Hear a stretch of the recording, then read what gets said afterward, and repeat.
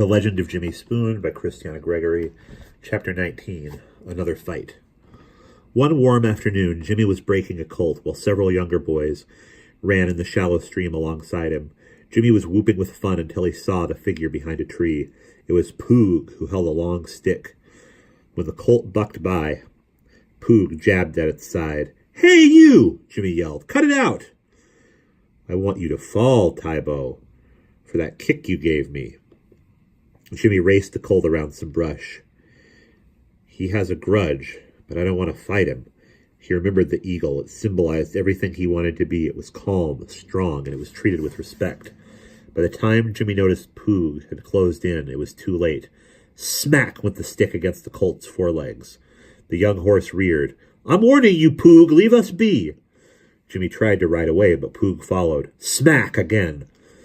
A long rawhide rope was tied to the colt's halter. Jimmy made a noose from the rope and held it between his fingers. Meanwhile, he tried to widen the distance between him and Poog. But Poog managed to jab the horse's ribs once again.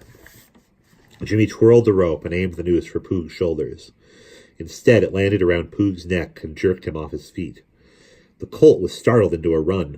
Before Jimmy could stop him, Poog had been dragged several yards through the dirt. Blood spilled from his nose and mouth. Jimmy jumped down and quickly loosened the noose. Poog opened his eyes and squalled. "I'm sorry, brother," Jimmy tried, but Poog was already running back to camp, screaming. Jimmy followed. Old Mother met him.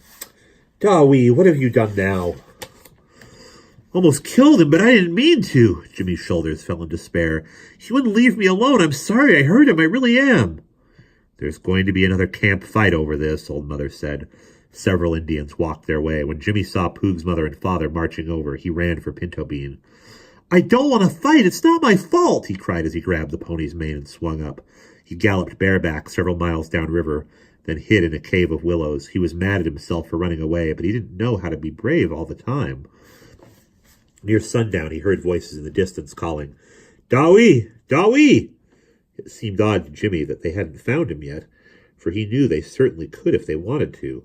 Mosquitoes swarmed around his eyes and mouth, biting his cheeks and bare arms.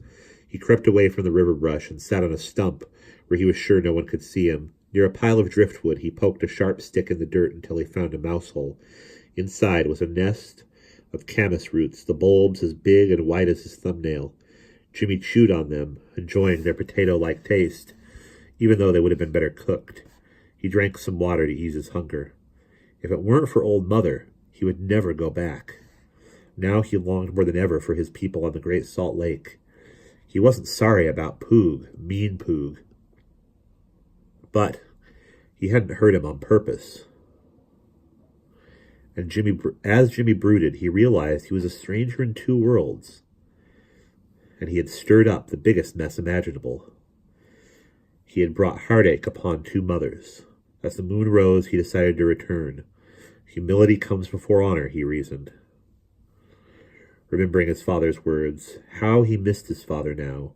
He was embarrassed to face his Indian family.